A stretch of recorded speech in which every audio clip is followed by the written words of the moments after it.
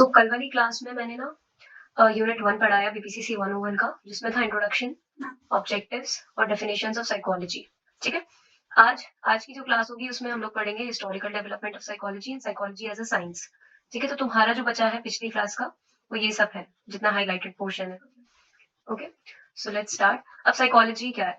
ठीक है, तो साइकोलॉजी जो है वो ऑलमोस्ट हमारी लाइफ में जो कुछ भी हो रहा है, ठीक है, हमारी लाइफ के हर एक्सपेक्ट में साइकोलॉजी हर जगह काम आती है। ठीक है, psychology is concern with almost all aspects of our life. ठीक है, जो साइकोलॉजी है वो डील करती है बिहेवियरल एक्सेप्ट से, behavioural expects of human beings. ठीक है, हमारा जो भी बिहेवियर है, ठीक है, साइकोलॉजी का काम क्या है? हमारे बिहेवियर के थ्रू हमारे मेंटल प्रोसेसेस को जानना। ओके, तो ये बिहेवियर क्या है और बिहेवियर साइकोलॉजी के अंदर क्यों आता है, ये सब हम लोग अभी आगे पढ़ेंगे इस यूनिट के थ्रू। ठीक है, तो इसी वजह से, क्योंकि साइकोलॉजी जो है वो हमारे मेंटल प्रोसेसेस और हमारे बिहेवियरल एस्पेक्ट्स को करता है, स्टडी करते हैं हम लोग साइकोलॉजी में। दैट्स व्हाई क्या होता है कि सब लोग बहुत इंटरेस्टेड होते हैं साइकोलॉजी में। लाइक किसी को भी बताओ ना कि क्या कर रहे हो आप, क्या पढ़ रहे हो, तो सब अगर बताओ साइकोलॉजी तो बहुत इंटरेस्टेड हो जाते हैं। अच्छा, but on the other hand होता क्या है कि काफी सारे मिसकंसेप्शंस भी हैं साइकोलॉजी के बारे में। लोग क्या सोचते हैं कि जो साइकोलॉजिस्ट होते हैं तो वो क्या करते हैं कि सिर्फ जो एबनॉर्मल मेंटली इल जो लोग होते हैं सिर्फ उन्हीं से डील करते हैं, but that's not true. Psychology तो हर किसी से डील करती है। ठीक है, साइकोलॉजी का कंसर्न है वो तो जैसे फर्स्ट लाइन में हमने पढ़ा कि साइकोलॉजी क्या है, वो तो लाइफ के हर एक्सपेक्ट से रिलेटेड है। ओके, फिर जो और भी लोग हैं, मतलब कुछ लोग ऐसा सोचते हैं कि साइकोलॉजी जो है या जो साइकोलॉजिस्ट जो है वो क्या करते हैं, सिर्फ शक्ल देख के बता देते हैं कि ये कैसा है, और वो आपका माइंड रीड कर लेते हैं सिर्फ आपका फेस या फॉरहेड देख के। बट ऐसा कुछ नहीं है। उनको कैसा माना जाता है कि जो साइकोलॉजिस्ट है या तो वो एस्ट्रोलॉजिस्ट की तरह उनको देखा जाता है, या जेमोलॉजिस्ट या न्यूमरोलॉजिस्ट, इन सब की तरह उनको देखा जाता है, बट ऐसा कुछ है नहीं। ओके, तो जो साइकोलॉजी है या जो साइकोलॉजिकल मेंटल, ये सब जितने भी वर्ड्स हैं या इन सब वर्ड्स की जो मीनिंग है, ठीक है, वो सब हम लोग इस यूनिट में देखेंगे। ठीक है, और साइकोलॉजी का सब्जेक्ट मैटर क्या है हम वो भी देखेंगे। ओके, और साइकोलॉजी आर्ट है कि साइंस है, ये सब हम लोग इस यूनिट में पढ़ने वाले हैं। ओके, फिर सबसे पहला है हमारा डेफिनेशंस ऑफ साइकोलॉजी। ठीक है, साइकोलॉजी की बहुत सारी अलग अलग डेफिनेशन। देखो, बहुत सारे साइंटिस्ट थे, बहुत सारे फिलोसोफर्स थे। पहले के जमाने में क्या होता था कि साइंटिफिक मेथड्स यूज नहीं होते थे क्योंकि साइंटिफिक टूल्स ही नहीं थे। ओके, तो लोगों का क्या मानना था, जो फिलोसोफर्स कह देते थे ना, तो हम लोग उनकी बात मान लिया करते थे क्योंकि हमारे पास कोई और ऑप्शन नहीं था। फिलोसोफर्स कौन होते थे? जो इंटेलेक्चुअल माइंडसेट वाले लोग होते थे, बहुत ज्ञानी जो लोग होते थे। तो फिलोसोफर्स की बात सब लोग मान लिया करते थे क्योंकि साइंटिफिकली हमारे पास कोई प्रूफ नहीं मिलता था किसी भी चीज का। बट बाय द टाइम जब साइंटिफिक मेथड्स आए, है ना, तो हम लोगों को साइकोलॉजी की जो एक्चुअल डेफिनेशन है वो समझ में आई। ठीक है, हर चीज का फिर बाद में क्या होने लगा, लोग प्रूफ मांगने लगे कि अच्छा, अगर तुमने ये बात कही है, अगर तुमने इस बात का क्लेम किया है, तो इसका तुम्हारे पास प्रूफ क्या है। ठीक है, तो जो अर्लियर जो डेफिनेशन है साइकोलॉजी की, वो क्या है, मोस्टली फिलोसफर्स के ऊपर बेस्ड है। मतलब फिलोसफर्स का क्या कहना था साइकोलॉजी को लेके। ठीक है, पहला क्या था कि साइकोलॉजी जो है वो फिलोसफी का पार्ट समझी जाती थी। साइकोलॉजी एक अलग फील्ड नहीं बनी थी, अलग फील्ड तो वो बाद में बनी। पहले क्या होता था, सब कहते थे कि फिलोसफी ही साइकोलॉजी है। ठीक है, या फिलोसफी का ही पार्ट जो है वो साइकोलॉजी है। ठीक है, तो जो बहुत पहले की जो डेफिनेशन है, लाइक मिडिल एजेस की, मिडिल एजेस कौन सी है, 5th century to 15th century. ठीक है, अब इसमें क्या माना जाता था, एंशियंट जो फिलोसफर्स थे। अब ये देखो, एंशियंट फिलोसफर्स कौन है? एंशियंट फिलोसफर्स है आपके एरिस्टोटल, अर्नेस्ट होम्स, प्लेटो, ये सब कौन है? एंशियंट फिलोसफर्स है। ठीक है, एरिस्टोटल के बारे में पढ़ा होगा कभी। तो ये सब कौन थे? हमारे एंशियंट फिलोसफर्स थे। ठीक है, उनका क्या कहना था कि जो साइकोलॉजी है उसके अंदर जो जितना भी स्टडी मटेरियल आना चाहिए, या जो साइकोलॉजी है उसकी जो भी हम पढ़ाई कर रहे हैं, उसके अंदर क्या आना चाहिए, स्टडी ऑफ द सोल आनी चाहिए। ठीक है, सोल की पढ़ाई आनी चाहिए। सोल क्या है? हमारी आत्मा है। ओके, हमारी रूह जो है ना, वो सोल है। तो वो क्या कहते थे कि सोल की जो जो भी पढ़ाई, अगर हम लोग सोल के बारे में कुछ भी पढ़ेंगे तो वो आता है साइकोलॉजी के अंदर। ओके, तो फिर उन्होंने कैसे बोला, साइकोलॉजी को कैसे डिफाइन किया? उन्होंने बोला psychology is the science of soul. Psychology क्या है? It is the science of soul. But बाद में क्या हुआ कि ये जो सोल वर्ड था वो इतना ज्यादा वाइड और कॉम्प्रिहेंसिव है ना। लाइक खुद भी सोचो, क्या कोई रूह को कोई डिस्क्राइब कर सकता है क्या? या कोई भी आत्मा को कोई डिस्क्राइब कर सकता है क्या? उसकी स्टडी कर सकता है क्या? क्योंकि वो बहुत एक बड़ा सा और बहुत कॉम्प्रिहेंसिव वर्ड है जिसकी बहुत डाइवर्स मीनिंग्स है। ओके, तो फिर क्या हुआ कि बाद में इसको डिनाई कर दिया गया, और क्या बोला कि it was considered as a vague term. वेग टर्म का मतलब होता है कि ये जो सोल जो वर्ड यूज किया है वो बहुत क्लियर ही नहीं है। इट इज नॉट क्लियर कि हम जब पता ही नहीं है सोल क्या है तो उसके बारे में स्टडी कैसे करेंगे। तो फिर बाद में जो है वो बहुत ज्यादा क्रिटिसाइज हुई मिडिल एजेस में। Okay, there were questions regarding the physical existence, weight and volume of the soul. क्या किसी को पता है कि जो आत्मा है हमारी, या जो रूह है हमारी, उसका फिजिकल एग्जिस्टेंस क्या है, उसका वेट क्या है, उसका वेट कितना, उसकी वॉल्यूम कैसी है? किसी को ही नहीं पता, है ना? तो जब चीजें नहीं पता है ये सारी, तो हम उसकी स्टडी भी नहीं कर सकते हैं। ओके, तो इसकी वजह से ये जो डेफिनेशन उन्होंने दी थी, psychology is the science of soul, वो क्या हुआ, बाद में काफी क्रिटिसाइज हुई। ठीक है, उसको लोगों ने बाद में रिजेक्ट कर दिया। ठीक है, फिर 2004 में दंदापनी आए। दंदापनी कौन है? एक ऑथर है और एक मॉन्क है। ठीक है, उन्होंने क्या बोला कि people were rather naive to believe in esoteric terms such as soul, mind, consciousness. It was believed, and rightly so, that every human being is endowed with a soul that would remain sublime at all the times. ठीक है, अब जो दंदापनी थे उन्होंने क्या बोला कि जो लोग हैं, ठीक है, वो बहुत इनोसेंट है, या अभी इतने ज्यादा इतना इंटेलिजेंट नहीं है हर इंसान, कि ये जो टर्म्स है सोल, माइंड, कॉन्शियसनेस, ये जो एसोटेरिक टर्म है, एसोटेरिक का मतलब क्या होता है? एसोटेरिक का मतलब है डीप एंड मिस्टिकल। इतना इतना सोल की अगर हम बात करें, माइंड की अगर हम बात करें, ये इतने डीप टर्म्स है ना कि लोग इतने इनोसेंट है कि इन सारे टर्म्स को समझ ही नहीं पाएंगे। ठीक है, बट इट इज बिलीव कि जो इंसान है, जो भी सारे ह्यूमन बींग्स हैं, उनके अंदर मतलब वो सब गिफ्टेड है एक सोल से। ठीक है, हम सबके अंदर आत्मा है, ये तो सब मानते हैं। हम सबके अंदर रूह है, हम सब लोग मानते हैं। तो क्या है, ये जो रूह है हमको गिफ्ट में मिली है। ठीक है, बाय द गॉड हमें ये गिफ्ट में मिली है। और ये क्या है, सबलाइम है, मतलब ये कभी ना मरने वाली चीज है, ये ग्लोरियस है। ठीक है, तो ये किसका कहना था? दंदापनी का था। ठीक है, और उनका क्या कहना था? To the philosopher, soul is the firm foundation upon which ethical values are erected. ठीक है, हमारा जो बॉडी का फिजिकल स्ट्रक्चर है उसमें तो हमारी एथिकल वैल्यूज नहीं आती है ना।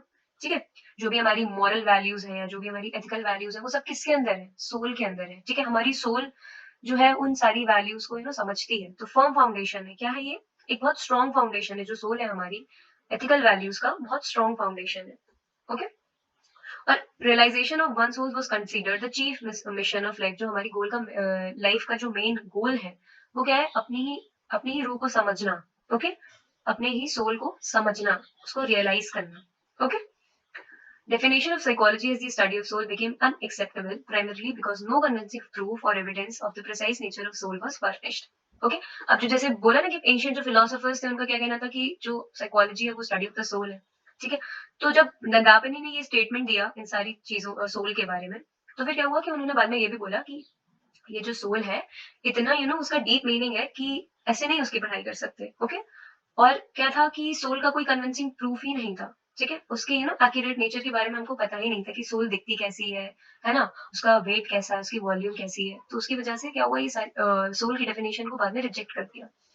It was discarded because of it metaphysical nature. It was found inadequate to satisfy the canons of science. अब मेटाफिजिकल का मतलब क्या है? इसको क्यों रिजेक्ट किया सोल को? मेटाफिजिकल का मतलब होता है an idea of reality that is beyond perception. ये जो सोल वर्ड है ना, ये हमारी परसेप्शन के बियॉन्ड है, मतलब हमारी समझ के बाहर है। ठीक है, इसीलिए ये जो सोल है इसका मेटाफिजिकल नेचर है। और अगर मेटाफिजिकल नेचर है, तो जो साइंस के बेसिक प्रिंसिपल्स होते हैं ना, कि अगर आप किसी चीज के ऊपर इन्वेस्टिगेशन कर रहे हो, या किसी चीज की आप स्टडी कर रहे हो, उसको साइंस के अंदर लाने की कोशिश कर रहे हो, तो कुछ उसके बेसिक प्रिंसिपल्स भी होते हैं कि जिस भी चीज को स्टडी कर रहे हो, तो क्या है, उसका एक फिजिकल एग्जिस्टेंस होनी चाहिए, है ना? एटलीस्ट वो चीज दिखे तो, सामने तो आए, तब तो तुम पढ़ाई करो। तो सोल जो है वो मेटाफिजिकल नेचर की थी, इसीलिए वो साइंस के प्रिंसिपल्स पे खड़ी नहीं उतर रही थी, इसीलिए सोल की डेफिनेशन जो है वो रिजेक्ट कर दी गई। ठीक है, समझ में आ रहा है? कोई डाउट?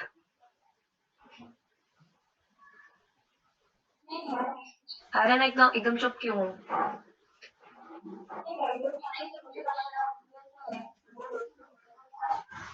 अच्छा, ओके, वही मैं कहा, पता नहीं कहाँ गायब हो गई। चलो, ओके। फिर लेकर क्या आया, साइकोलॉजी को कैसे डिफाइन किया? Science of consciousness. कॉन्शियसनेस क्या है? सचेत रहना, जागरूक रहना, आसपास में जो कुछ हो रहा है उसके बारे में अवेयर होना, the state of being aware of and responsive to one surroundings. ठीक है, ये सब किसके अंदर आता है? कॉन्शियसनेस के अंदर। ठीक है, तो बाद में जो अलग अलग साइंटिस्ट या फिलोसफर्स आए, उनका क्या कहना था? साइकोलॉजी को कैसे डिफाइन किया? The science of consciousness. ठीक है, अकॉर्डिंग टू बग्गा एंड सिंगा 1990 में उन्होंने बोला, at one time during the history of psychology it was felt the main business of psychology was with the conscious experience. उन्होंने क्या बोला कि ये जो साइकोलॉजी की अगर ब्रांच हम लोग स्टैब्लिश अगर कर रहे हैं, ठीक है, तो उसका मेन काम क्या होना चाहिए? कॉन्शियस एक्सपीरियंस के बारे में स्टडी करने का। ठीक है, फिर क्या हुआ कि कॉन्शियसनेस मेक्स अस कॉन्शियस और अवेयर ऑफ द सिचुएशन और थिंग अराउंड अस। ठीक है, ये मैंने पहले ही बता दिया कॉन्शियसनेस का मतलब क्या है। कॉन्शियसनेस का मतलब होता है कि हम अपने आसपास की सराउंडिंग्स को लेके अवेयर हैं। ठीक है, हम सचेत हैं, हम सजग हैं। ओके, फिर क्या हुआ कि ये डेफिनेशन जो है वो भी बहुत ऑब्सोल्यूट हो गई, बहुत पुरानी हो गई, ऑब्सोलीट हो गई और इसको भी रिजेक्ट कर दिया। अब क्यों रिजेक्ट किया? क्योंकि उन्होंने बोला कि जो आगे आगे साइकोलॉजिस्ट आते गए ना, तो वो पुरानी पुरानी वाली डेफिनेशंस को रिजेक्ट करते गए। ठीक है, तो अब कॉन्शियसनेस की जो डेफिनेशन थी उसको क्यों रिजेक्ट किया? क्योंकि जो कॉन्शियसनेस है can not be studied objectively as it is more personal and subjective. ठीक है, अब जैसे अगर मैं बताऊं कॉन्शियसनेस है, ठीक है, तुम किसी अलग चीजों के लिए कॉन्शियस हो, मैं किसी अलग चीजों के लिए कॉन्शियस हूँ। ठीक है, मैं किसी चीज को लेके कुछ और फील कर रही हूँ, या मैं किसी मेरे थॉट्स उस चीज को लेके कुछ और है। ठीक है, या मैं अपनी अटेंशन किसी और चीज पे लगा रही हूँ, तो किसी और चीज पे लगा रही हूँ। तो ये क्या है, थोड़ा सा पर्सनल और सब्जेक्टिव चीज है ना। ठीक है, अपना अपना पर्सनल चीज है। और अगर कोई स्टडी आ रही है, जैसे मान लो साइकोलॉजी ही है, ठीक है, अगर वो एक यू नो एक अलग से कोई अगर फील्ड बन के आ रही है, तो क्या होगा कि वो तब तक नहीं स्टडी कर पाएगी जब तक वो यूनिवर्सली हर किसी के लिए एप्लीकेबल नहीं होगी, हर किसी पे वो चीज एप्लीकेबल नहीं होगी। अब कॉन्शियसनेस जो है वो बहुत पर्सनल चीज है, और दुनिया में करोड़ों लोग हैं, करोड़ों से भी ज्यादा ज्यादा लोग हैं। ठीक है, हर किसी का अलग अलग मानना है, हर किसी का कॉन्शियसनेस जो है वो अलग है। ठीक है, तो इसकी वजह से क्या हुआ कि ये जो साइंस ऑफ कॉन्शियसनेस है उसको भी बाद में क्या हुआ, रिजेक्ट कर दिया। फिर ये तो फर्स्ट ऑब्जेक्शन था। ठीक है, उन्होंने क्या बोला कि कॉन्शियसनेस पर्सनल है और सब्जेक्टिव है, तो हम इसको ना साइकोलॉजी के अंदर नहीं ला सकते। ठीक है, ये हो गया आपका फर्स्ट ऑब्जेक्शन। सेकंड ऑब्जेक्शन क्या है? सेकंड ऑब्जेक्शन उन्होंने ये उठाया कि अगर चलो मान लेते हैं कि साइकोलॉजी जो है वो साइकोलॉजी को डिफाइन कर देते हैं as the study of consciousness, तो उनका क्या जो एबनॉर्मल है या जो मेंटली अनफिट है, उनका क्या है ना? क्योंकि वो तो कॉन्शियस है ही नहीं टुवर्ड्स द सराउंडिंग, है ना? तो उनका क्या, फिर उनके बारे में कौन स्टडी करेगा, है ना? तो क्या हुआ कि फिर, क्योंकि देखो कॉन्शियसनेस का मतलब क्या है, सजग रहना, अवेयर रहना, और अनकॉन्शियस क्या होता है ऑन दी अदर हैंड, मतलब आप आसपास की सराउंडिंग्स के लिए आप अवेयर नहीं हो। ठीक है, तो जो एबनॉर्मल पीपल जो होते हैं वो क्या होते हैं, अपने आसपास की सराउंडिंग्स के लिए अनकॉन्शियसली एक्ट करते हैं, क्योंकि उन्हें पता ही नहीं होता है कि हमारे आसपास क्या हो रहा है। तो जब उन लोगों के बारे में हम लोग स्टडी नहीं कर पाएंगे तो फिर साइकोलॉजी का काम क्या? ठीक है, तो ऐसे ही साइकोलॉजी की जो ये साइंस ऑफ कॉन्शियसनेस था, इसको भी रिजेक्ट कर दिया। और क्या हुआ कि उन्होंने एक एक बात और बोली कि ये जो है ना कॉन्शियसनेस, वो एनिमल और ह्यूमन बिहेवियर को नहीं बता रही है। ठीक है, वो सिर्फ माइंड को बता रही है। ठीक है, कॉन्शियसनेस तो हमारी माइंड के अंदर है ना, हमारे ब्रेन के अंदर, हमारी माइंड के अंदर है। तो क्या उन्होंने बोला कि बिहेवियर को तो बता ही नहीं रही है ना? मेंटल प्रोसेसेस को तो बता रही है, चलो मानते हैं, लेकिन बिहेवियर को तो नहीं बता रही है। तो ऐसे ही कॉन्शियसनेस जो टर्म था उसको भी क्या किया इन लोगों ने, बाद में रिजेक्ट कर दिया। फिर क्या हुआ कि the term consciousness also was supposed to have a philosophical tinge and not accepted by the modern scientific minded psychologist. जो बाद में जो मॉडर्न साइंटिफिक माइंडेड साइकोलॉजिस्ट थे, जो साइंटिफिक मेथड्स में बिलीव रखते थे, उन्होंने क्या बोला कि ये जो साइंस ऑफ कॉन्शियसनेस अगर कुछ फिलोसोफर्स ने अगर बोला है, तो क्या है वो थोड़ा सा फिलोसॉफिकल चीज हो गई, उसको हम लोग साइंटिफिकली प्रूव नहीं कर सकते हैं, हम मेंटल प्रोसेसेस को साइंटिफिकली प्रूव नहीं कर सकते हैं। तो इस वजह से भी उन्होंने उसको रिजेक्ट कर दिया। अब जो मॉडर्न साइंटिफिक साइकोलॉजिस्ट थे वो कौन थे? Wilhelm wound. ठीक है, विल्हेम वुंड ही पहले father of modern scientific psychology के फादर है। विल्हेम वुंड जो है हमारे, ठीक है, उन्होंने ये कॉन्शियसनेस का जो टर्म था वो रिजेक्ट करा। विल्हेम वुंड जो है उसको याद रखो, क्योंकि ये हमेशा आने वाली चीज है, हमेशा याद रखने वाली चीज है। विल्हेम वुंड कौन थे? Founder of modern scientific psychology. Okay, Anam तुम्हें थोड़ा सा एक्टिव रहना पड़ेगा, तभी मुझे भी इंटरेस्ट आएगा पढ़ाने में। एक तो तुम आज अकेली पढ़ रही हो, कुछ भी समझ में नहीं आ रहा है तो पूछ लो उसको। Okay, finally the modern era has defined psychology as a science of behaviour. अब फाइनल जो डेफिनेशन आई ना, वो क्या आई कि जो साइकोलॉजी है वो क्या है, साइंस है बिहेवियर की। ठीक है,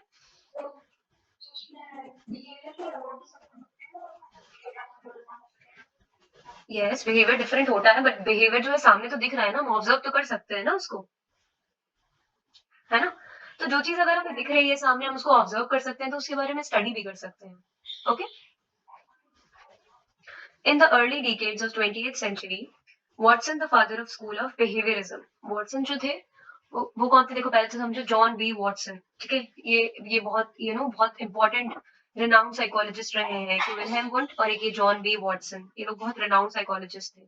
ठीक है, बाय प्रोफेशन ये लोग साइकोलॉजिस्ट नहीं थे, ये लोग बाद में साइकोलॉजिस्ट बने, क्योंकि उस टाइम तो psychology as a different field emerge ही नहीं हुई थी। ठीक है, तो ये लोग क्या थे, बाय प्रोफेशन या तो फिलोसोफर्स थे, विल्हेम वुंड जो थे वो आपके डॉक्टर भी थे, और एक ट्रेन्ड फिजियोलॉजिस्ट भी थे। ओके, तो बिहेवियरिज्म के फादर जो हैं वो कौन है, जॉन बी वॉटसन। उन्होंने क्या बोला, साइकोलॉजी को कैसे डिफाइन किया, as the study of behaviour. Okay, फिर according to Morgan et al, Morgan कौन है हमारे, क्लिफोर्ड मॉर्गन, ये भी आई थिंक ये भी अमेरिकन साइकोलॉजिस्ट है। ठीक है, एट ऑल का मतलब होता है and others, Clifford Morgan and others.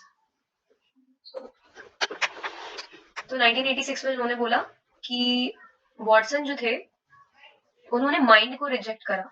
जैसे जो डेफिनेशन है ना, psychology is the science of mind and behaviour, है ना, ह्यूमन माइंड एंड बिहेवियर, पर जो वॉटसन थे उन्होंने इसको रिजेक्ट कर दिया। ठीक है, उन्होंने क्या बोला कि जो साइकोलॉजी है वो सिर्फ स्टडी ऑफ बिहेवियर ही होनी चाहिए। ठीक है, इसके अंदर माइंड नहीं आना चाहिए, ये था वॉटसन का कहना। ओके, और बिहेवियर कौन सा, द ऑब्जर्वेबल बिहेवियर। ठीक है, observable activities of people and animals. ठीक है, जितना भी हम लोग ऑब्जर्व कर पाए, जितना भी हम लोग कैसे भी बिहेव कर रहे हैं, अगर हम लोग उसको ऑब्जर्व कर सकते हैं तो वो सब कुछ आना चाहिए साइकोलॉजी के अंदर। ओके,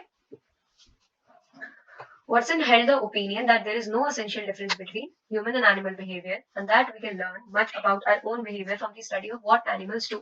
ठीक है, उन्होंने क्या बोला, जॉन बी वॉटसन ने, कि इतना कोई खास डिफरेंस नहीं है ह्यूमन एंड एनिमल बिहेवियर में, क्योंकि यहाँ मेंटल माइंड की तो बात आ ही नहीं रही है, यहाँ बिहेवियर की बात चल रही है। ठीक है, तो उन्होंने क्या बोला कि ज्यादा डिफरेंस नहीं है ह्यूमन और एनिमल बिहेवियर में, तो अगर हम एनिमल पे अगर किसी एनिमल पे अगर हम एक्सपेरिमेंट करेंगे तो उसका जो रिजल्ट हमको मिलेगा तो वो ह्यूमन पे भी एप्लीकेबल होगा। ओके, तो एनिमल्स के बिहेवियर से हम ह्यूमन के बिहेवियर को प्रेडिक्ट कर सकते हैं, और ह्यूमन के बिहेवियर को स्टडी करके हम एनिमल्स का बिहेवियर प्रेडिक्ट कर सकते हैं। ऐसा किसका कहना था, ऐसा किसका कहना था, वॉटसन का। ओके, और वॉटसन ने क्या बोला, वॉटसन ने बोला कि nothing is इनेट and everything can be learned. ठीक है, उन्होंने क्या बोला, कुछ भी हमको बाय बर्थ नहीं मिला है। ठीक है, हमने हर एक चीज सीखी है, एक एक चीज हमने सीखी है। ठीक है, हमको कुछ बचपन से पैदा होते ही साथ नहीं आया था कुछ भी हमारे साथ। तो ये सब किसका कहना था, वॉटसन का। ठीक है, फिर इसी कॉन्टेक्स्ट में वुडवर्ड जो थे 1948 में, उन्होंने बोला, एक सरकास्टिक वे में उन्होंने बोला कि सबसे पहले साइकोलॉजी ने जो है अपना सोल खोया। ठीक है, फिर उसने अपना माइंड खोया, फिर उसने अपना कॉन्शियसनेस खोई। ओके, है ना, ऐसे ही हुआ ना। सबसे पहले क्या बोला एंशिएंट फिलोसोफर्स ने, कि स्टडी ऑफ सोल है। ठीक है, फिर बोला कि स्टडी ऑफ माइंड है, फिर बोला स्टडी ऑफ कॉन्शियसनेस है। तो ऐसे ऐसे क्या हुआ, साइकोलॉजी ने सब कुछ खो दिया अपना। फिर लास्ट में जो बचा वो क्या बचा, बिहेवियर। ठीक है, तो अब ये जो बिहेवियर है ना, अब हर डेफिनेशन में आएगा, जितनी करंट डेफिनेशन है ना उसमें बिहेवियर बिहेवियर बिहेवियर हर जगह आएगा। ठीक है, बिहेवियर बिहेवियर बिहेवियर, ओके, हर जगह आएगा बिहेवियर। फिर हिलगार्ड एटकिंसन एंड एटकिंसन 1975, ये सब अमेरिकन साइकोलॉजिस्ट हैं। इन्होंने इन्होंने ये सारी जितनी भी चेंजिंग डेफिनेशंस हैं साइकोलॉजी की, उसको कंपाइल किया एक जगह पे। ओके, विलियम जेम्स से लेके Kenneth Clark and George Miller और बग्गा सिंह। ठीक है, इन सब की डेफिनेशंस को उन्होंने कंपाइल किया। ठीक है, वो बाद में जो लेके आए वो डेफिनेशन, ठीक है, वो उन्होंने क्या बताया बाद में, psychology is the scientific study of the activities of the individual in relation to the environment. ठीक है, अब psychology today concerns itself with the scientific investigation of behavior, including the standpoint of behavior. Too much of what earlier psychologists did with us experience. अब जो पहले के जो psychologists थे वो experience के basis पे काम करते थे, है ना, बट अब जो साइकोलॉजी, जो मॉडर्न साइकोलॉजी है, वो क्या करती है, साइंटिफिक मेथड्स पे बिलीव रखती है। जैसे कि मैंने पहले बोला कि अब क्या होता है कि हर चीज का हम साइंटिफिक प्रूफ मांगते हैं, है ना, हम ऐसे ही किसी की बात पे विश्वास नहीं कर लेते हैं ना। तो क्या है कि अब जो मॉडर्न साइकोलॉजी है वो साइंटिफिक इन्वेस्टिगेशंस पे बिलीव रखती है, और पहले के जो साइकोलॉजिस्ट थे वो क्या करते थे, एक्सपीरियंस के ऊपर बात करते थे। ठीक है, हमने इतना 10 साल इस फील्ड में काम किया है, हमने ये एक्सपीरियंस किया है, और उन्होंने उस एक्सपीरियंस के बेसिस में वो अपने स्टेटमेंट्स लेके आते थे। ओके, अब इसी के बारे में अब जो रिसेंट हमारी जो बहुत रिसेंट डेफिनेशंस हैं, ठीक है, उसको पढ़ते हैं क्रोनोलॉजिकल ऑर्डर में, लाइक 1986 से शुरू होते हुए 2008 तक गई। ओके, तो सबसे पहला क्या है, psychology is the science of human and animal behaviour. It includes the application of this science to human problems. ठीक है, साइकोलॉजी क्या है, साइंस है ह्यूमन और एनिमल बिहेवियर की, और जो कुछ भी इसके अंदर आ रहा है साइकोलॉजी में, ठीक है, वो एप्लीकेबल है ह्यूमन प्रॉब्लम्स से रिलेटेड है वो। ठीक है, ह्यूमन प्रॉब्लम्स पे एप्लीकेबल है। ओके, फिर अगेन फेल्डमैन ने क्या बोला, the scientific study of behaviour and mental processes. Okay, psychology क्या है? Psychology is the scientific study of behaviour and mental processes. तो ऐसे ही अब मुझे आई गेस इतनी सारी डेफिनेशंस को रीड करने की जरूरत नहीं है, एग्जाम पॉइंट ऑफ व्यू से भी ये आता नहीं है इतना। ठीक है, बस मेन जो जो इतना ज्यादा क्रिटिकल था वो था अर्लियर डेफिनेशन, क्योंकि इसको एक्सप्लेन करना बहुत जरूरी था। अब मॉडर्न डेफिनेशन में हर जगह बस एक ही वर्ड आएगा, एक तो बिहेवियर और एक मेंटल प्रोसेसेस। ओके, हाँ बस थोड़े थोड़े वर्ड चेंज हो गए, बाकी सारी डेफिनेशंस जो है वो ऑलमोस्ट सिमिलर है। ठीक है, तो ये तो हो गया हमारा earlier and early definitions and हमारी करंट डेफिनेशंस। अब जो मेन जो टॉपिक है ना, ये है इस यूनिट का सबसे मोस्ट इंपॉर्टेंट टॉपिक है, ये एग्जाम पॉइंट ऑफ व्यू से बहुत इंपॉर्टेंट है। ओके, तो क्या बोला उन्होंने? अब देखो बिहेवियर, अब अच्छा let me ask one question, behaviour की स्टडी हम लोग क्यों कर रहे हैं बताओ? हम लोग बिहेवियर जो है, नेचर एंड कैरेक्टरिस्टिक्स, अगर हम लोग बिहेवियर के पढ़ रहे हैं तो क्यों पढ़ रहे हैं?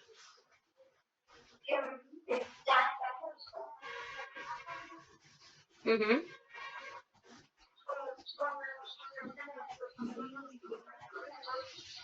यस एग्जैक्टली, क्योंकि साइकोलॉजी क्या है ना, is the science of human and animal behaviour.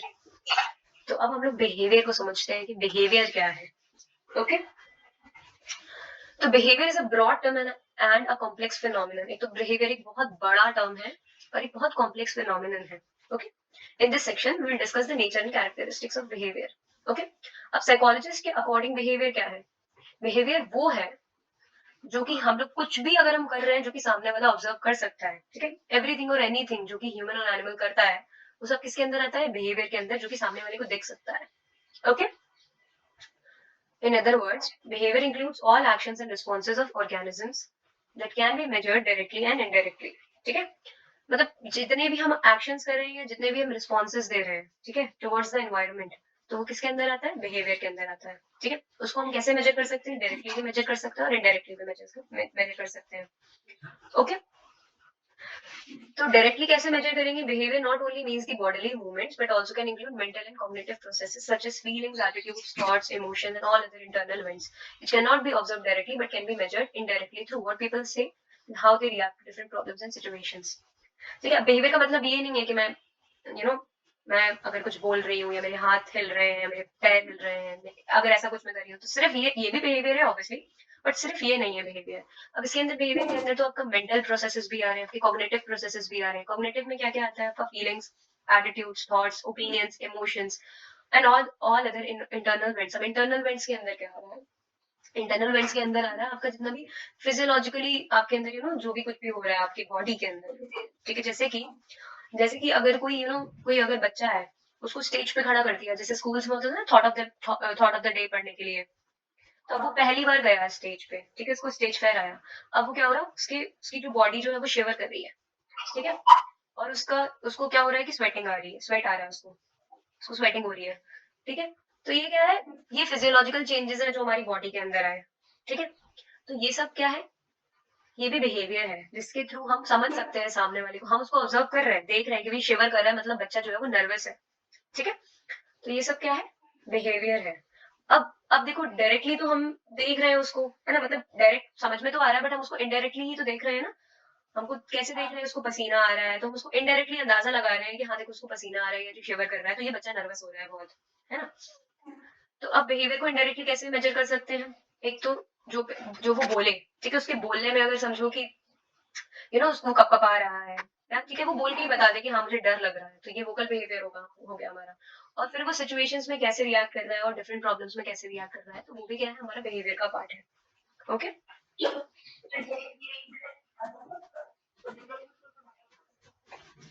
Directly तो देखो दिख जाएगा। देखो डायरेक्टली में क्या हो रहा है कि किसी इंसान को प्यास लगी, वो पानी पीने चला गया। ठीक है, तो हमको क्या समझ में आया कि इसको प्यास लगी थी, ये पानी पीने चला गया।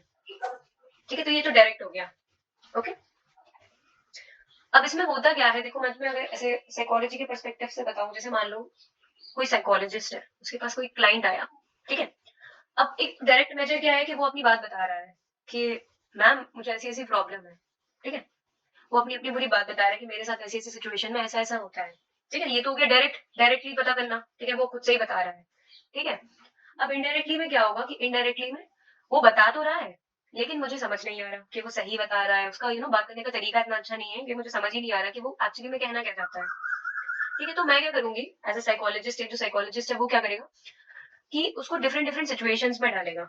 ठीक है, अलग अलग तरीकों अलग अलग सिचुएशन उसके सामने पेश करेगा कि हाँ ये करो ये करो ये करो, 5 वर्ड मैं तुमको दे रहा हूँ वो याद करो। ठीक है, मैं तुमको एक पजल दे रही हूँ वो सॉल्व करो। तो ये क्या है, डिफरेंट डिफरेंट सिचुएशंस जो है मैंने उसके सामने क्रिएट करी।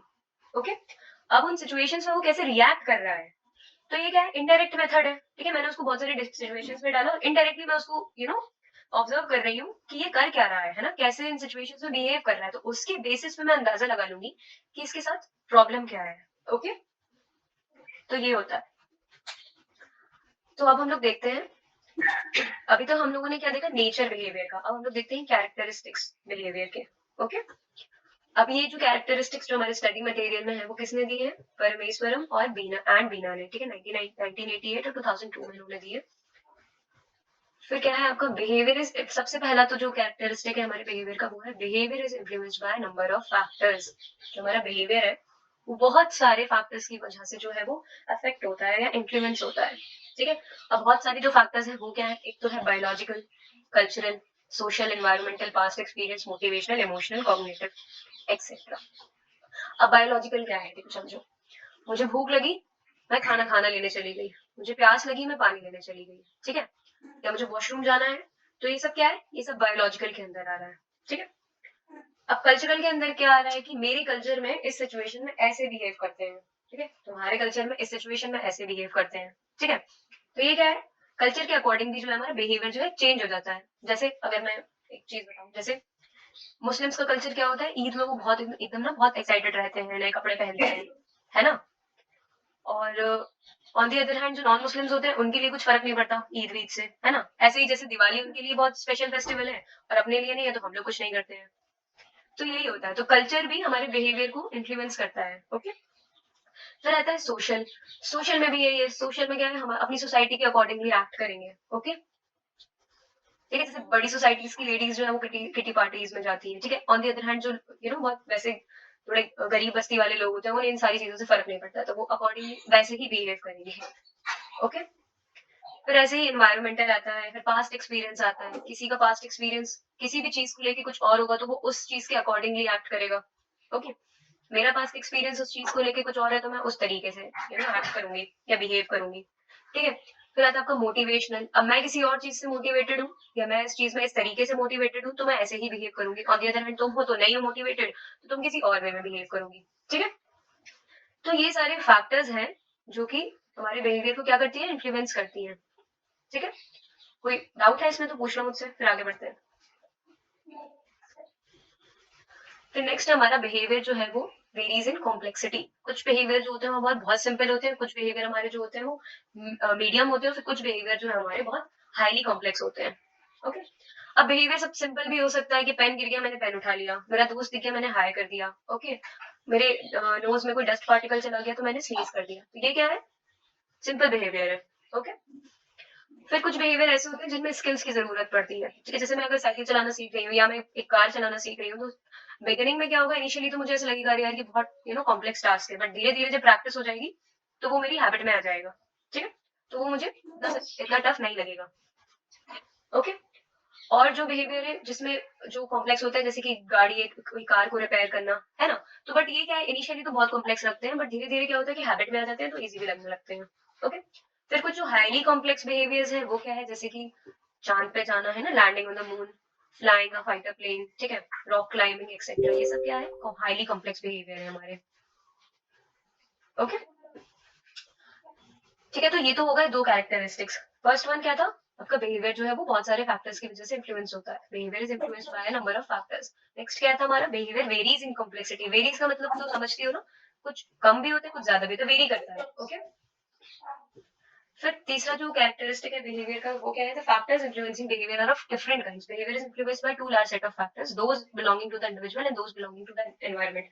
अब देखो, किसी भी कैसी भी सिचुएशन में डाल दो हमको, हम दो ही तरीके से रिएक्ट करेंगे। ओके, कैसे, या तो मैं खुद के लिए कुछ करूंगी या तो मैं किसी और के लिए कुछ करूंगी। अब ये जो किसी और के अंदर कुछ भी कोई भी आ सकता है, मतलब पूरा एनवायरनमेंट भी आ सकता है।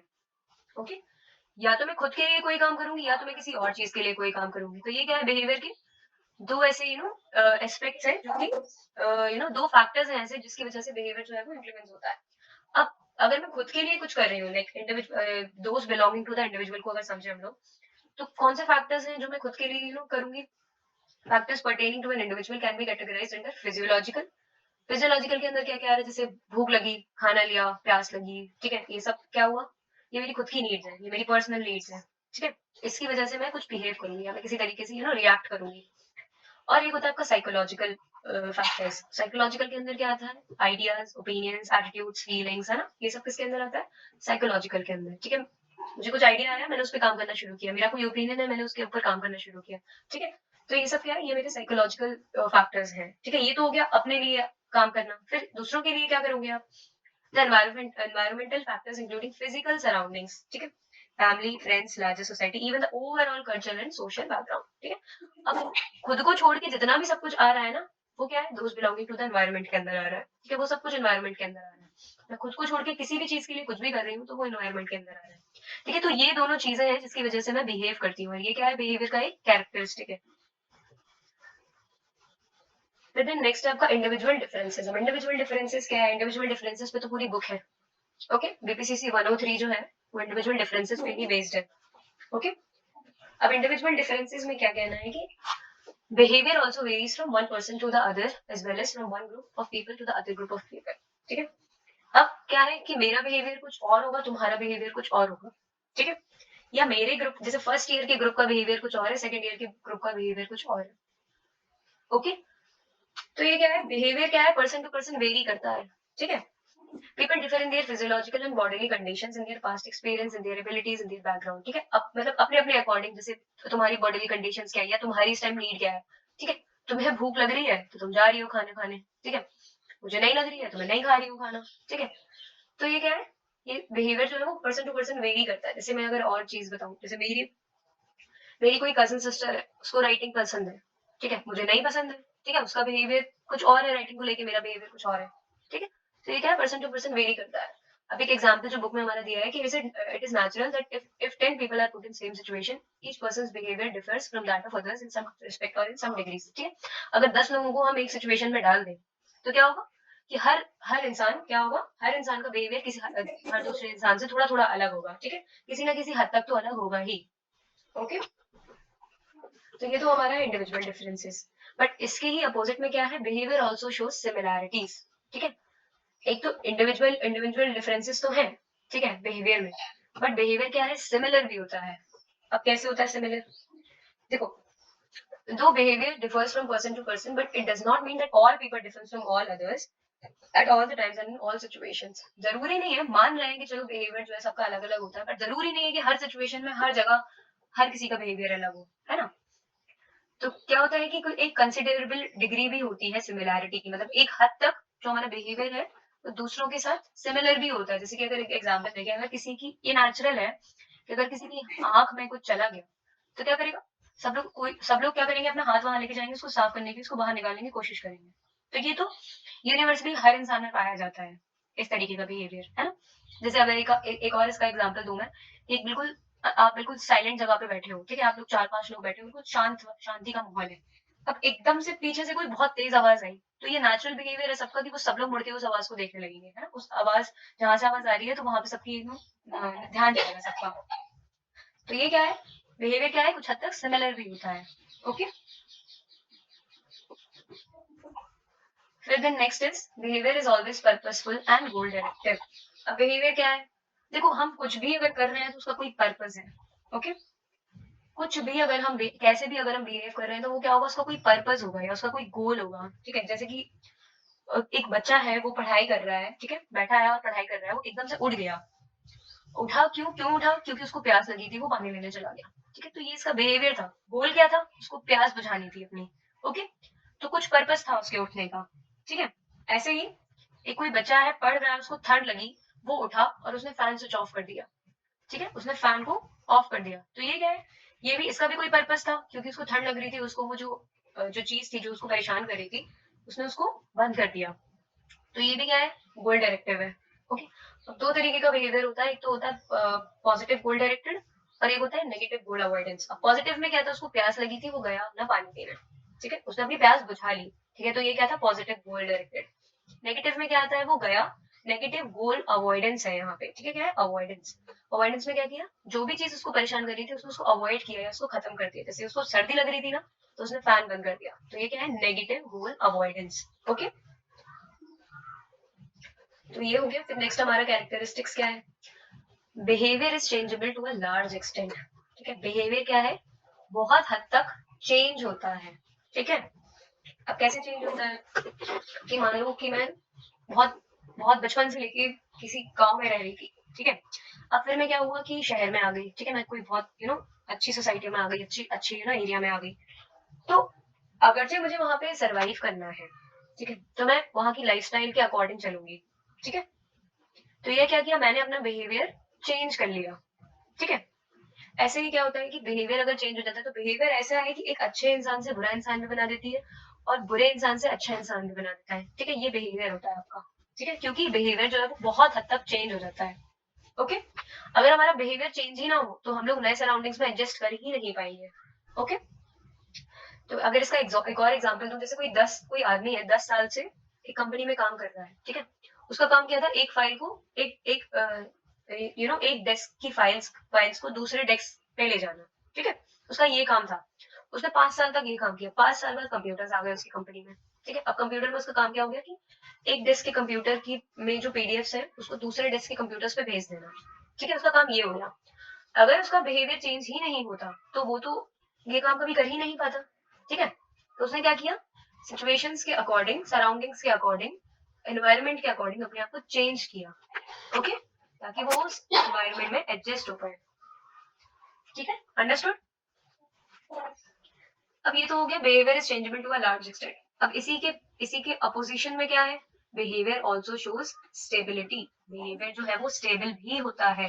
जैसे कि कोई दादी है, ठीक है, या कोई ग्रैंड माँ है, ठीक है। वो जो सोचती है ना तो वो हमेशा ही सोचती रहेंगी, ठीक है। जो उनके थॉट्स हैं, जैसे वो 50 साल पहले थे ना, वो 50 साल बाद भी उनके थॉट्स वैसे ही होंगे, चाहे उन्हें कहीं पे भी ले जाओ, ठीक है। चाहे कितनी ही उन्हें अल्ट्रा मॉडर्न सोसाइटी में भी रख दो, पर वो जो 50 साल पहले सोचती थी ना, वो आज भी वही सोचेंगी। ओके, तो ये क्या है? बिहेवियर जो है वो कुछ हद तक क्या है? स्टेबल भी है, ठीक है। Any doubt? फिर नेक्स्ट क्या है? बिहेवियर लास्ट है ये हमारा कैरेक्टरिस्टिक। Behaviour is integrated. अब देखो, जैसे कि अभी हमने इतनी सारे फैक्टर्स पढ़े बिहेवियर के, इतनी सारे कैरेक्टरिस्टिक्स पढ़े, तो हमको इतना तो समझ में आ गया कि behaviour is influenced by number of factors and a variety of purposes, ठीक है। Every human being has physiological, psychological, personal and social purposes, ठीक है। हम बिहेवियर जो हमारा है वो फिजियोलॉजिकल नीड्स की वजह से, साइकोलॉजिकल नीड्स की वजह से है, हमारी कोई पर्सनल नीड है या कोई सोशल पर्पस है हमारा, ओके। तो ही और she has also been the subject of different learning experiences, ठीक है। सबका अपना अपना कोई पर्पस होता है, उसकी बेसिस पे उसके डिफरेंट डिफरेंट लर्निंग एक्सपीरियंस भी होते हैं, ठीक है। In spite of all this, behaviour always show N order और हायरार्की ऑफ पर्पसेस, ठीक है। पर्पसेस जो भी है हमारी लाइफ के, हम उसको हायरार्की में ही तो अचीव करते हैं ना। One by one, step by step हम उसको फॉलो करते जाते हैं और वो अचीव होता जाता है, okay. Every individual behaves as a total person in this process of organization of different purposes, different learnings, different influencing factors result in an integration of behavior. अब जैसे समझो, अगर अभी इतनी सारी हम लोगों ने चीजें पढ़ी, अब इन सबको मिला के अगर हम देखेंगे तो हमको ओवरऑल बिहेवियर नजर आएगा, ठीक है। जैसे कि शुरू से अगर मैं बताऊं कि क्या है, सबसे पहली चीज तो बिहेवियर जो हमारा बहुत सारी चीजों की वजह से, बहुत सारे फैक्टर्स की वजह से इन्फ्लुएंस हुआ, ठीक है। फिर हमको पता चला कि बिहेवियर जो है वो कॉम्प्लेक्स भी होता है और कुछ इजी भी होता है। फिर बिहेव हम लोग या तो खुद के लिए करेंगे या तो इन्वायरमेंट के लिए करेंगे। फिर क्या है? हमारे इंडिविजुअल डिफरेंसेस हैं। फिर कुछ हमारा बिहेवियर ऐसा है जो सबके साथ सिमिलर है। फिर बिहेवियर जो है वो पर्पसफुल है, गोल डायरेक्टिव है, बिहेवियर चेंजेबल है और बिहेवियर स्टेबल है। उन सारी चीजों को जब हम मिला लेंगे तो हमारा ओवरऑल बिहेवियर जो है वो सामने आएगा, ओके। तो ये है। फिर क्या है आपका? Thus, an individual put in different situations still shows certain characteristics, ways, and styles of behavior which help us to understand and predict his or her behavior. We often say Ram is a pleasant person, Govind is an unpleasant person, Krishna is a sociable person, and so on. Psychologists use the term personality to describe this process of integration. The greater the degree of the integration in person's behavior, the more effective his or her behavior is likely to be. It can therefore be appreciated that behavior is a complex phenomenon. Studying behavior is not an easy task. अब उन्होंने क्या बोला कि देखो, जितना इन सारी चीजों को हम इंटीग्रेट करेंगे, ये जितने भी हमने फैक्टर्स पढ़े, अगर हम इन सबको मिला देंगे तो क्या बनेगा? हमारी पर्सनैलिटी बनेगी, ओके। जब हम इन सारे बिहेवियर को ओवरऑल मिला जुला के देखेंगे तो उसी के बेसिस पे तो हमारी पर्सनैलिटी सामने आएगी ना। कि मेरी इस तरीके की पर्सनालिटी है, ठीक है। और इन्हीं जितना बिहेवियर जो इंसान सामने वाला दिखा रहा है उसके बेसिस पे हम प्रेडिक्ट कर पाते हैं कि हाँ ये अच्छा इंसान है, ये प्लेजेंट है, ये अनप्लेजेंट है, या ये एक्सट्रोवर्ट है, ये इंट्रोवर्ट है ना। तो क्या है फिर, जितना जिस डिग्री तक का इंटीग्रेशन होगा ना पर्सन के बिहेवियर में, उतना ही उसका जो बिहेवियर है वो वैसा ही होगा। ओके। और बाद में क्या बोला कि बिहेवियर जो है बहुत कॉम्प्लेक्स फिनोमिनन है और बिहेवियर को स्टडी करना कोई आसान काम नहीं है, ठीक है। इतना जो साइकोलॉजी है लगता है ऊपर ऊपर से कि बहुत इजी है, बट इतना इजी है नहीं, क्योंकि बिहेवियर को स्टडी करना आसान इसीलिए नहीं है क्योंकि दुनिया में बहुत सारे लोग हैं और हर किसी का बिहेवियर अलग तरीके का है, ठीक है। तो ये सारी बात है, ठीक है। तो ये आज मैंने कल क्लास में इतना ही पढ़ाया था, ठीक है। एक बार रिवाइज कर लेते हैं। आज हो सके पॉसिबल हो तो आज मेरी क्लास ज्वाइन कर लेना प्लीज, मैं रिकॉर्ड कर लूंगी वैसे। ओके, सबसे पहले हम लोगों ने क्या पढ़ा, अर्लियर डेफिनेशंस, ठीक है। उसमें क्या क्या था, सबसे पहले बोला कि साइंस ऑफ सोल है, उसके बाद बोला साइंस ऑफ माइंड है, फिर बोला साइंस ऑफ कॉन्शियसनेस है, ठीक है। इन सबको रिजेक्ट कर दिया गया। फिर फाइनल डेफिनेशन जो है वो क्या थी, psychology is the science of human and animal behaviour, it includes application of this science to the human problems. यहाँ से हमको समझ में आया कि बिहेवियर की स्टडी करनी है, तो बिहेवियर का हमने क्या पढ़ा, नेचर एंड कैरेक्टरिस्टिक्स। अब कितने थे, 1 2 3 4 5 6 7 8 9 कैरेक्टरिस्टिक्स है, जिसमें से देखो, ठीक है, जिसमें से क्या है, दो ऐसे ऐसे हैं देखो, एक तो इंडिविजुअल डिफरेंसेस और एक है सिमिलैरिटीज। तो ये ऐसे याद रहेगा, ये ना पेयर्स में अगर याद करो तो, ठीक है। और एक है आपका चेंजेबल और स्टेबल। ओके, तो ये तो 4 हो गए। फिर आपका स्टार्टिंग से करते हैं याद, varies in influenced by number of factors, varies in complexity. फिर आपका factors influencing behaviour of 2 different kinds, those belonging to individual, those belonging to environment, ठीक है। लास्ट आप पर्पसफुल, हाँ behaviour is always purposeful and goal directed. Last में आता है behaviour is integrated, ठीक है। तो ये इंपॉर्टेंट है, इसको मार्क कर लेना एज इंपॉर्टेंट। और इस यूनिट में आई गेस यही ज्यादा इंपॉर्टेंट है, बाकी ये जो आने वाला है कल, मतलब आज की जो क्लास होगी वो भी इंपॉर्टेंट है, ठीक है। ओके देन, ठीक है, समझ में आया, कोई डाउट? चलो, ओके, आई होप पढ़ाने का तुमको मेरा तरीका अच्छा लगा हो। ओके, चलो अब जब क्लास में आओगे तो थोड़ा और अच्छा लगेगा, क्योंकि क्लास में क्या है, थोड़ा सा क्लासरूम एनवायरनमेंट बना रहता है ना, तो थोड़ा और अच्छा लगता है। हाँ, तो अच्छा रहता है उसमें और। चलो, हाँ, मुझे तुमसे कुछ और भी डिस्कस करना था ना। तुमने मुझसे बोला था कि तुमको वो वाले सब्जेक्ट्स, दूसरे इलेक्टिव वाले सब्जेक्ट्स भी पढ़ने हैं, तो तुमको पढ़ने हैं वो वाले सब्जेक्ट्स। तो एक काम कर सकते हैं कि सैटरडे संडे, जैसे अभी जो हमारी ये जो कोर कोर्सेज वाली क्लासेस हैं वो वीक में 5 डेज होंगी, ठीक है, मंडे टू फ्राइडे। तो अगर चाहो तो सैटरडे संडे हम लोग रख सकते हैं इलेक्टिव वालों के लिए, इलेक्टिव सब्जेक्ट्स के लिए, कोई प्रॉब्लम तो नहीं है ना। लेकिन एक डेढ़ घंटा मैं बढ़ा दूंगी तो तुम्हारा इलेक्टिव भी साथ साथ में कंप्लीट होता जाएगा।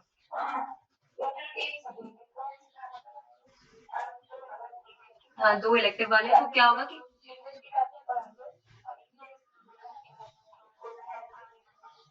हाँ हाँ, मैं उसको लास्ट में हेल्प कर दूंगी सबकी, ठीक है। तो बाकी 2 वाले कौन से थे, मुझे एक बार याद दिलाना। तो शायद मीडियम कम्युनिकेशन था।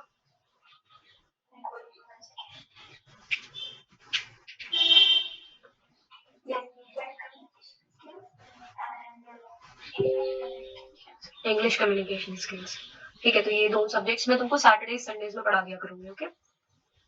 क्लास का टाइम हम लोग डिसाइड कर लेंगे। ओके, और मुझे ये भी बताना था कि 3 दिन अभी तो ये डेमो क्लास चल रही थी सबकी, ठीक है। मतलब अभी जैसे कल की क्लास हो गई आज की, और फिर जो क्लास होगी 3 दिन डेमो होगा। फिर अगर मतलब कंटिन्यू करना है जिसको, तो उसके लिए वो रजिस्ट्रेशन फीस सबमिट करानी पड़ेगी, 200 रुपीज। तो बाद में मंथ के एंड में आपको, मतलब जैसे अगर 1200 फीस है तो सिर्फ 1000 की देनी पड़ेगी, क्योंकि 200 ऑलरेडी दे दी है, ओके। मैं ये बोल रही हूँ कि जो रजिस्ट्रेशन फीस है ना, वो आपको 3 दिन डेमो क्लास होगी, उसके बाद देनी है, ओके। अगर लगता है कि हाँ मुझे कंटिन्यू करना है आफ्टरिन के साथ, तो फिर आपको 200 रुपीज रजिस्ट्रेशन फीस देनी होगी, फिर लास्ट में जो मंथ के एंड में जो बची हुई जो फीस है वो देना होगा, okay. Okay, okay, thank you so much. ठीक है, फिर क्लास में मिलते हैं 7 PM, ओके। Okay bye. खुदा हाफ़िज़।